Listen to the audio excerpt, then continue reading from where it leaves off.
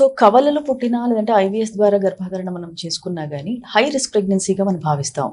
So దీన్ని మనం ఎలా చూడాలంటారు? ఐవీఎఫ్ ప్రెగ్నెన్సీ అండ్ ట్విన్స్ అంటే యూజువల్గా ఐవీఎఫ్ ప్రెగ్నెన్సీలో మనకు మల్టిపుల్ జెస్టేషన్ అంటే సింగిల్ బేబీ కానీ సింగిల్ కంటే కూడా ట్విన్స్ అనేది మనం కామన్గా చూస్తుంటాం.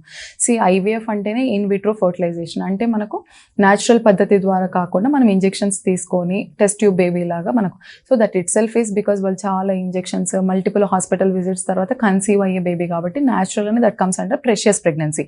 ఐవీఎఫ్ ప్రెగ్నెన్సీ ట్విన్స్ కాకపోయినా మీరు అన్న దాంట్లో రెండు సపరేట్ థింగ్స్, ఒకటి ఐవీఎఫ్ ఒక twins. IVF baby even if it is a single baby it is precious.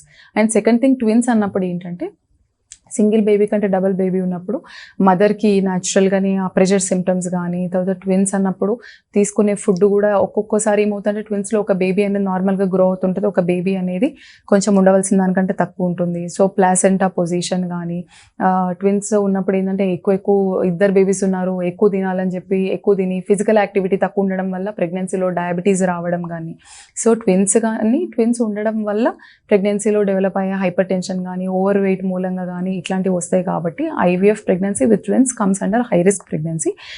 So యూజువల్గా ట్విన్ ప్రెగ్నెన్సీలో ఏంటంటే కొంచెం నార్మల్ టైం కంటే ముందుగానే అంటే ప్రీటర్మ్ అయ్యే ఛాన్సెస్ అనేది ఎక్కువగా ఉంటుంది.